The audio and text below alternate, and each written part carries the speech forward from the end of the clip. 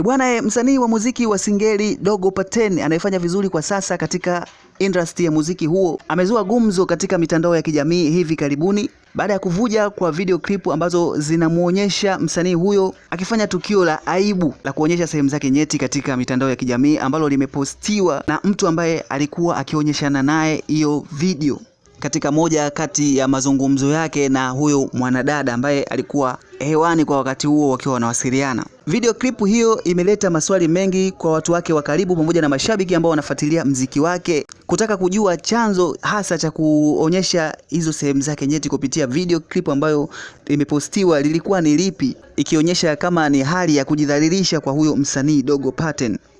Msanii huyo Dogo Paten ameweza kufunguka kupitia hali hiyo ambayo inaendelea kuwa gumzo katika mitandao ya kijamii, akielezea kwa kina sababu ilikuwa ni ipi na ni nini ambacho kilitokea mpaka akafikia kuonyesha hizo sehemu zake nyeti kupitia video ambayo inasambaa katika mitandao ya kijamii.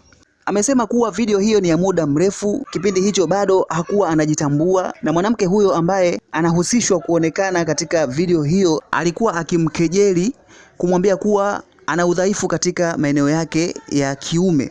So hali hiyo ilimfanya ajitetee kwa kumuonyesha ili kumthibitishia kwamba yuko vizuri na ni tofauti na kile ambacho anakizungumza, pasipo na kujua kuwa mwanamke huyo alikuwa anarekodi hayo mazungumzo kwa siri, na inasemekana mwanamke huyo aliweza kuihifadhi hiyo video kwa muda mrefu bila kuiachia, na kipindi hiki cha sasa ameweza kuiachia pasipo na kufahamu dhamira halisi ya kuiachia ilikuwa ni ipi.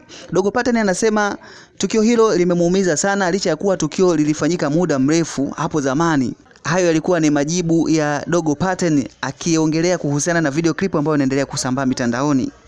Bado hatujajua kama Dogo Paten atachukua hatua yoyote ya kisheria kuhusiana na tukio hilo ambalo limezua taharuki kwa mashabiki zake au ataamua kupotezea. Tuendelee kusubiria tuone kipi ambacho kitaendelea. Bwana, hii ni Manyuzi TV, usiache kusubscribe, kulike, kushare na kucomment. Endelea kufuatilia pia kwa kutazama videos ambazo zinahusiana na masuala ya burudani, teki, michezo pamoja na masuala ya kijamii. Endelea kuenjoy.